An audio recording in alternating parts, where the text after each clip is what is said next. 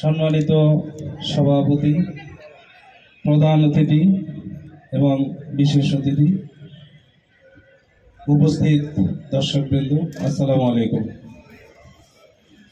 আসলে সুস্থ দেহ সুন্দর মন আমাদের খেলাধুলার মূল মন্ত্র।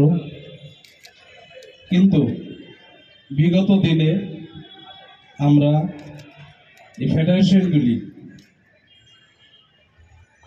আমরা যারা ভালো কাজ করতে চেয়েছি তাদেরকে কাজ করতে দেওয়া হয় না, তাদেরকে জামাত শিবির বলে একটা সাইড করে রাখা হয়েছে।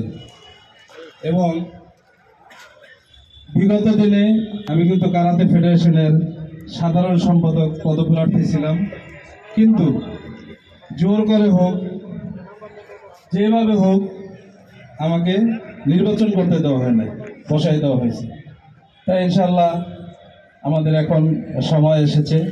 আমাদের এখানে অভিজ্ঞ আছেন আমাদের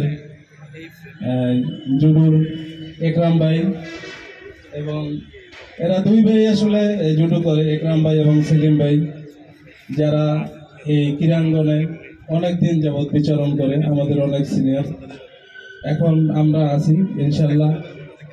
যে খেলাধুলা আসলে মানুষের মনকে প্রফুল্ল করে, কিন্তু এখানে এখন এমন অবস্থা হয়েছে যে ফেডারেশনগুলিতে যারা ছিল এরা আসলে কোনো কাজ করতে পারে না, কোনো কাজই জানে না।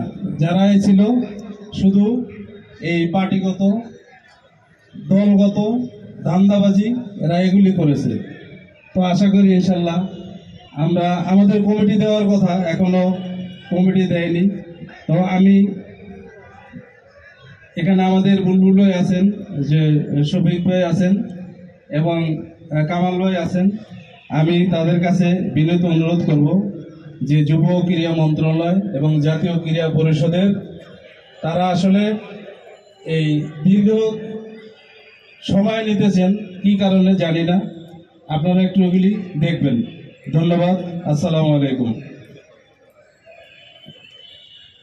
জি ধন্যবাদ আমাদের আজকের অন্যতম বিশেষ অতিথি, যিনি অল্প সময় অনেকগুলো কথা বলছেন, সিনান মোস্তফাজুর রহমান ভাইকে। এ পর্যায়ে আমাদের উদ্দেশ্যে অন্যতম আরেকজন বিশেষ অতিথি, বিশিষ্ট ক্রীড়াবিদ, ক্রীড়া জগতের অন্যতম নক্ষত্র জনাব একরামুল হক, সাবেক সভাপতি বাংলাদেশ জুডো ফেডারেশন, ওনাকে বিশেষ অতিথি বক্তব্য রাখার জন্য অনুরোধ করছি।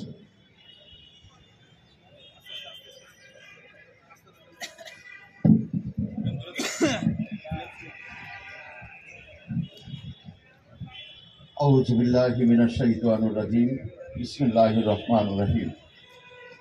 সম্মানিত আজকের অনুষ্ঠানের সভাপতি, প্রধান অতিথি, বিশেষ অতিথি, সম্মানিত উপস্থিত ক্রীড়াবিদগণ, আসসালামু আলাইকুম ওয়া রাহমাতুল্লাহি ওয়া বারাকাতুহু। বর্তমান পৃথিবীতে ক্রীড়া একটি বিশেষ জায়গা দখল করে আছে। আমোদ, আহ্লাদ, বাজি